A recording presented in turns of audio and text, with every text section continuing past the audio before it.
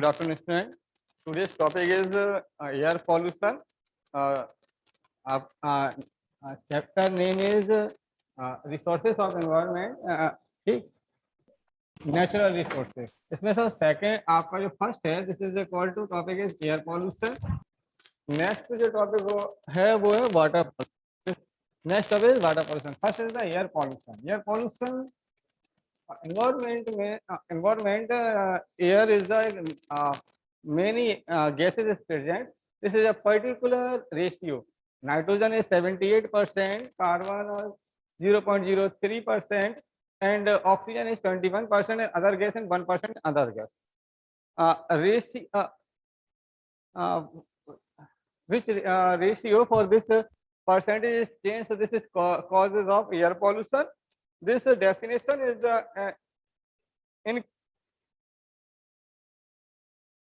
undesirable composition, increasing in the composition of harmful and undesirable substance. Harmful या effect करते हैं body को, and जो हार्मफुल इफेक्ट करें, some like the causes of disease, some like the causes of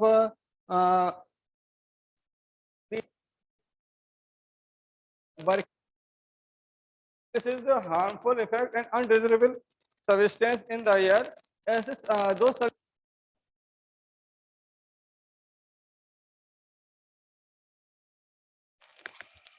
undesirable substance.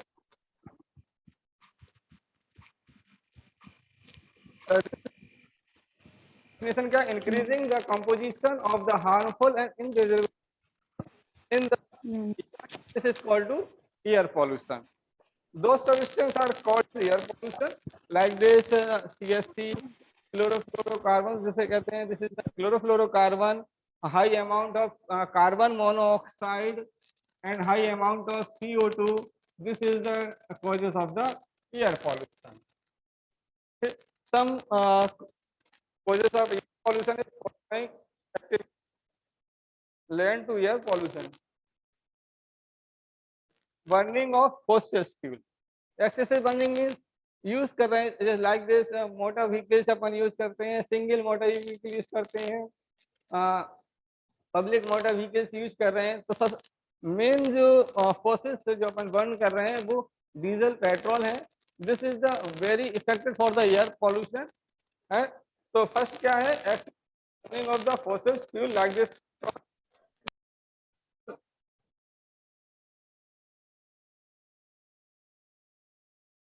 तो use होते हैं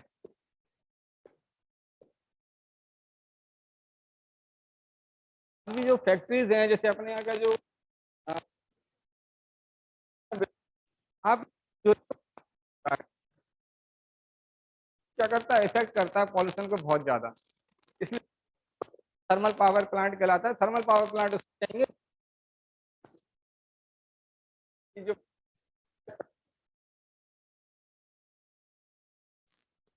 जो फॉसिल फ्यूल होते हैं, जब वो बर्न होते हैं तो उनसे क्या निकलती हैं? NO2 और SO2 रिलीज होती हैं. कौन कौन सी गैसें रिलीज होंगी? NO2 और SO2. क्या रिलीज होती हैं? NO2 और SO2. NO2 और SO2 is causes of the acid rain.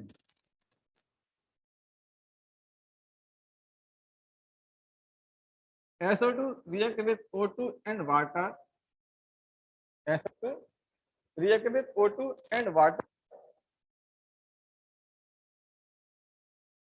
and the produce the H2SO4 sulfuric acid. ठीक है, sulfuric H2SO4. ठीक, तो क्या है? SO2 react with oxygen and water. This produce the H2SO4. H2SO4 is the acidic material. So the water is a neutral, but H2SO4 is mixed with water. This is called to acid rain. Acid water जब fall होगा rain के माध्यम से बोलेंगे acid rain. And second gas is NO2. Second gas is NO2 react with O2 plus H2O. So this is produced HNO3. This is produced to HNO3. 4 NO2 and 2 H2O. ठीक है, तो क्या बनेंगे? 4 molecules of HNO3 and nitric acid बनते हैं. ठीक है, this is called to nitric acid, this is called to sulphuric acid.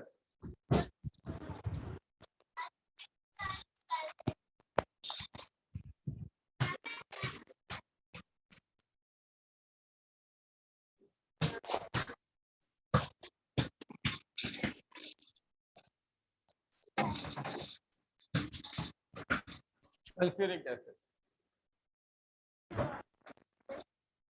तो this gases is causes of the acid rain. Acid rain affected the, effect में आ जाएगा ये, आप बाद में बताएंगे इसको इफेक्ट में, आप समझ लीजिए। Acid rain affected the water bodies and small insect and small animals, and the harmful of the animals respiratory system, and skin is damaged for acid rain, and leaves, plants leaf is damaged for the acid rain.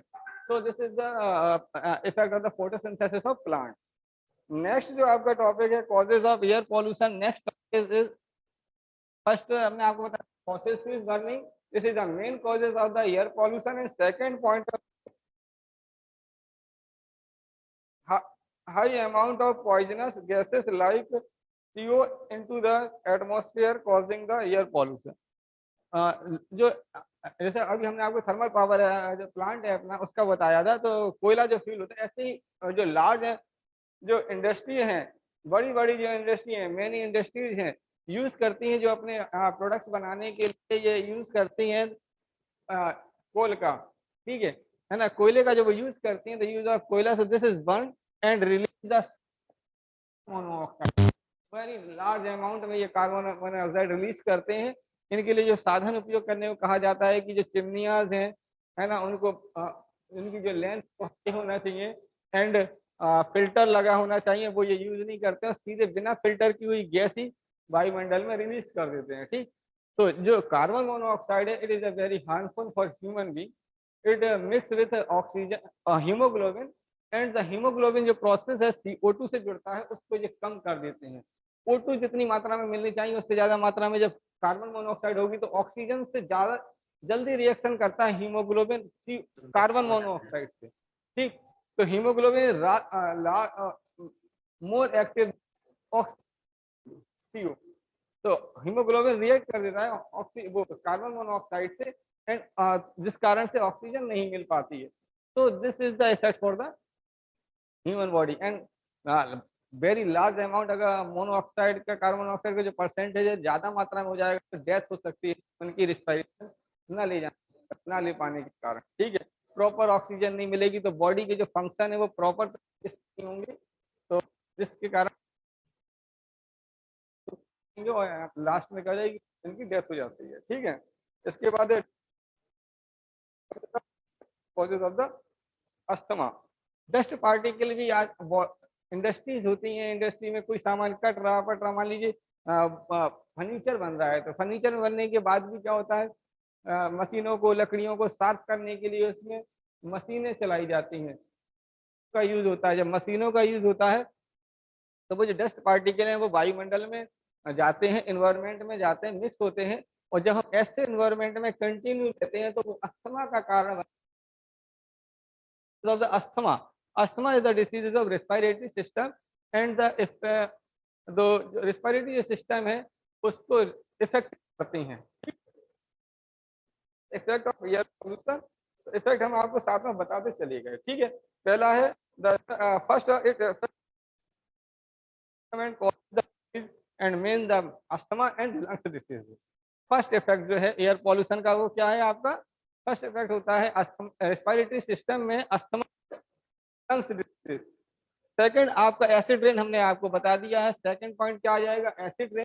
Acid rain हमने आपको बता दी कि ये water bodies में भी affected करती हैं, and जो लार्ज प्लांट है, डेवलप प्लांट है, उनकी लीफ को इफेक्टेड करते हैं, जिससे फोटोसिंथेसिस प्रोसेस इफेक्टेड होता है, एंड ह्यूमन बीइंग में रिस्पिरेटरी सिस्टम को इफेक्ट करती हैं, एंड बॉडीज को हार्मफुल के लिए। ठीक है,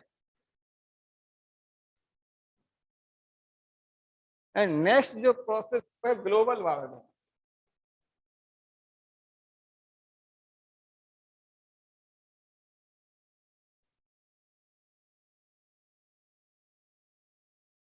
global warming, global means earth, है ना, वार्मिंग मीन्स गर्म करना। अपने यहाँ एक सिस्टम चलता है, बॉडी एटमोस्फेयर में गैसेस होती हैं, वो क्या करती हैं, जो अर्थ का जो, इसको ग्लोबल वार्मिंग टॉपिक में फिर बाद में अलग बताएंगे, अभी इसमें समझ लीजिए जनरल कुछ गैसेस होती हैं जो एक कवरिंग बना लेती हैं इन्वायरमेंट के, और जो डे टाइम्स में जो जो हीट आती है उसको भी एब्जॉर्ब कर लेती है। इसके बाद जब बॉडी जब नाइट टाइम्स होता है ना, उस टाइम में अर्थ है वो रिलीज करती है वो हीट को, और हीट पास आउट हो जाती है बाहर। लेकिन इन गैसेस की वजह से पूरी तरीके से जो हीट है नहीं है, इन्वायरमेंट में पास आउट नहीं होती, सम कुछ अमाउंट इसमें क्या रुक जाता है, जिससे कि जो पृथ्वी का जो टेम्परेचर है डे नाइट का एक निश्चित बना रहता है। अगर वो लेयर नहीं होगी तो ये जो पृथ्वी रात में एकदम से ठंडी हो जाएगी, बहुत ज्यादा ठंडी हो जाएगी, कूल आ जाए कूलनेस आ जाएगी, यहाँ पे एनवायरमेंट वेरी कूल हो जाएगा। तो वो those gases related for environment temperature equality, जैसे मिथेन गैस है, कार्बन डाइऑक्साइड है, ये गैसें जरूरी हैं। लेकिन जब इसकी अमाउंट ज्यादा होती चली जाएगी, अमाउंट इतनी ज्यादा हो जाएगी, बहुत मोटी लेयर बन जाएगी, तो आप सपोज कीजिए कि एक चादर अपन ने ओढ़ लिया घर में, उसके बाद अपन को एक और उड़ा दिया गया, फिर एक और उड़ा दिया, तो क्या जाएगा, गर्मी अपने शरीर की उस समय बढ़ जाएगी, है ना। तो इसी ऐसा ही क्या होगा, जब एक व्यक्ति के ऊपर एक कंबल डाल दिया फिर दूसरा कंबल डाल दिया, तो वो लेयर बढ़ गई, लेयर बढ़ जाएगी, तो पृथ्वी का जो टेम्परेचर है, अर्थ का जो टेम्परेचर वो इंक्रीज होगा। अर्थ टेम्परेचर इंक्रीज होने के बाद इस रीजन को अपन क्या कहते हैं, ग्लोबल वार्मिंग। इफेक्ट क्या पड़ेगा, ग्लोबल वार्मिंग का इफेक्ट पड़ेगा जो वाटर जो एटमोस्फेयर का जो टेम्परेचर है ना, एवरेज जो टेम्परेचर होना चाहिए उससे जैसे ही इंक्रीज होगा, तो जैसे अपन अभी देख रहे हैं जो पानी कम बरसने लगा है, बाढ़ें ज्यादा आने लगी हैं, ये कारण है सब ग्लोबल वार्मिंग की। क्या होगा, जो ग्लेशियर जो है ना, जैसे इंडिया का जो अपन समझ लें कि इस तरीके से जो इंडिया का मैप है ना, इस पूरे 1/3 पार्ट में क्या है, पानी है, ठीक है। जैसे ही ग्लेशियर साउथ पोल वाले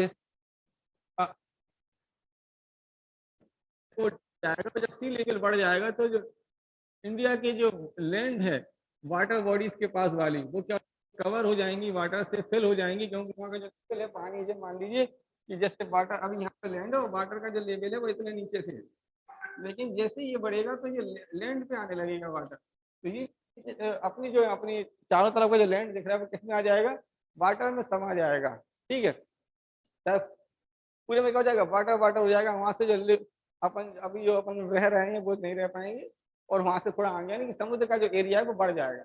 जब समुद्र का एरिया बढ़ जाएगा तो भारत दिक्कत होगी, इससे जो बातें जो अपन को दिखाई दे रही है ह्यूमन को इफेक्ट करेगी। इसके बाद जो बॉडी का एटमोस्फेयर का जो टेम्परेचर होगा, तो कहीं बहुत ज्यादा बारिश होगी, कहीं बाढ़ आएगा, कहीं तूफान आएंगे, तो ये सब किसके लिए है, ग्लोबल वार्मिंग के कारण ही है, ठीक है। तो ये ग्लोबल वार्मिंग का इफेक्ट होगा। Next, way to reduce this air pollution, किस किस वे के माध्यम से, किस किस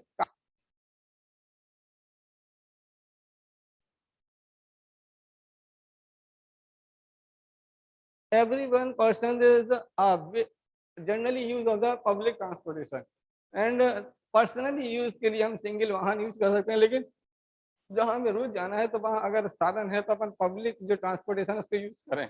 तो first is the use public transportation like the taxi, buses, train,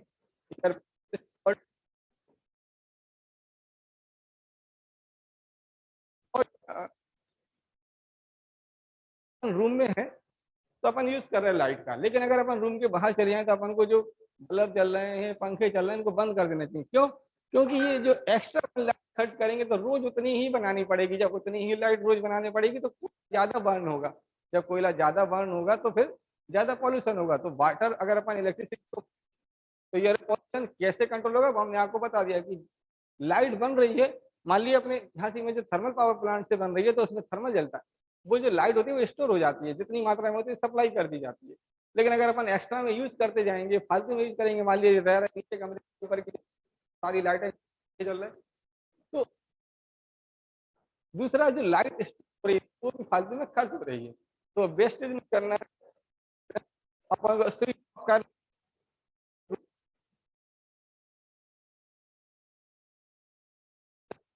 recycle and reuse, बहुत से ऐसे मटेरियल हैं जिनको अपन एक बार में यूज करते, पॉलिथीन को अपन यूज करके, लेकिन पॉलिथीन या कोई चीजें हैं, पॉली बैग है, चाहे कागज का हो, चाहे अपना कॉटन का हो, ठीक, इनको अपन मल्टी टाइम्स यूज कर सकते हैं, जितना ज्यादा हो सके उसको रीयूज कर ले, है ना, या फिर इसको कहीं भी फेंके नहीं, जहाँ इसका रिसाइकलिंग वाली फैक्ट्रियां हैं उन पे जाके इनको दे आए, ठीक है। तो एनवायरमेंट है वो से जो गैसेज रिलीज होंगी वो नहीं होंगी तो भी एयर पॉल्यूशन नहीं होगा। ठीक, नेक्स्ट है द यूज ऑफ, जनरली अपन लोग मार्केट में जाते हैं तो कुछ नहीं ले जाते हैं, वहां से अपन ने पॉलिथीन मांगी, एक चलन हो गया कि सब्जी लेने के लिए अपन जबरदस्ती पॉलिथीन मांग लेते हैं, अपन के पास साधन है तो भी पॉलिथीन मांग लेते हैं कुछ लोग कि घर में कोई और काम कर लेंगे, फिर 2-3 दिन बाद फेंक देते हैं। तो अवॉइड कीजिए इस हैबिट को, और जब अपन मार्केट में जाएं जितना ज्यादा हो सके पॉलिथीन को क्या करें अपन अवॉइड करें, और जो क्लॉथ बैग है, क्लॉथ बैग एंड बैग, मान लीजिए कोई अपन को लिक्विड वाली चीज लेने जाना है तो अपन अपने घर से कोई बर्तन ले जा सकते हैं, वहां से उसको लिक्विड में उसे ला सकते हैं। ठीक है, मान लीजिए अपन ऑयल लेने जा रहे हैं तो ऑयल का डिब्बा साथ ले जाए, प्लास्टिक का हो स्टील का हो जो भी हो वो अपन ले जा सकते हैं, उनसे अपन अवॉइड करना चाहिए जितना ज्यादा हो सके। फर्स्ट, नेक्स्ट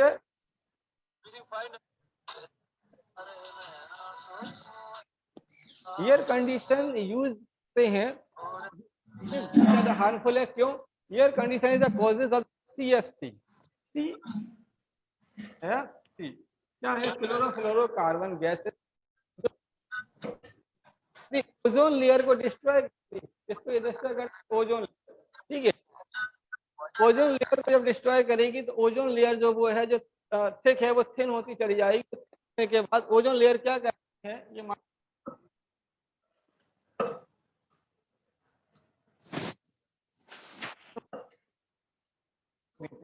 तो जब ये लेयर मोटी थी जितनी एनवायरनमेंट में बनी थी, उस वजह से जो अल्ट्रावायलेट किरणें हैं वो चली जाती हैं बाहर, जो अल्ट्रावायलेट करने का कुछ बहुत सारे कुछ बैक्टीरिया जो हमारे लिए यूजफुल है उनको नष्ट कर देंगे, हमारी आइज को इफेक्ट करेंगी, रिस्पायरेटरी सिस्टम को इफेक्ट करेंगी।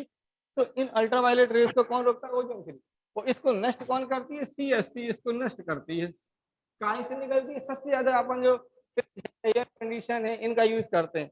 तो AC को अपन एक शौक के रूप में ले रहे हैं, लेकिन ये एक तो हमारी बॉडी के लिए भी हार्मफुल है, हमें हैबिट हो जाती है। अगर हम रूम में हैं और गर्मी का सीजन है, उधर अगर एकदम अपन बाहर निकले आए किसी भी कारण से, बहुत अगर अपन ने अपने अपने बॉडी का टेम्परेचर जो बाहर के टेम्परेचर के हिसाब से उसके अकॉर्डिंग नहीं किया लेवल, निकल जाते हैं तो जनरली अपन को सर्दी खांसी जो कोल्डनेस है वो हो जाती है। ठीक है, कफिंग है और एक हैबिट पड़ जाती है कि अपन एक जनरली जो हॉट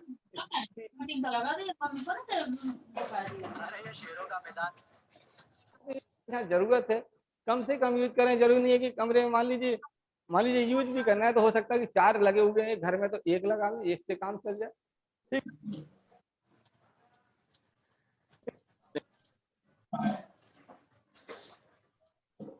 इम्प्लांटेशन क्या, और सबसे जो मेन जो है जिसको अपन इसको रिड्यूस कर सकते हैं एयर पोल्यूशन, तो सबसे बड़ा एक रीजन है कि हम प्लांट्स को ग्रोइंग करें, न्यू न्यू प्लांट्स लगाएं, किसी भी रीजन से लगाएं। अपन अभी ये चल रहा है कि बर्थडे में लगाना जरूरी है, बर्थडे कोई भी फंक्शन है, कोई त्योहार है उसमें लगाना है ना, तो एक मेमोरीज भी हो जाएंगी।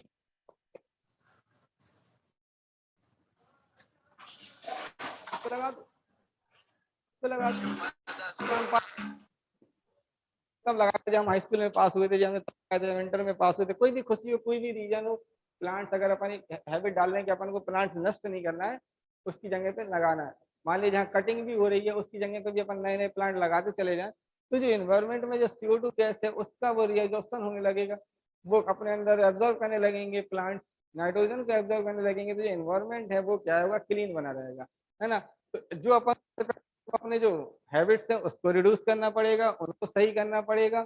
इसके बाद अपन प्लांट्स लगाएंगे तो भी वो उसको इफेक्ट, अपन एनवायरनमेंट को क्या है, एयर पॉल्यूशन को कम कर सकते हैं, रिड्यूस कर सकते हैं। ठीक है,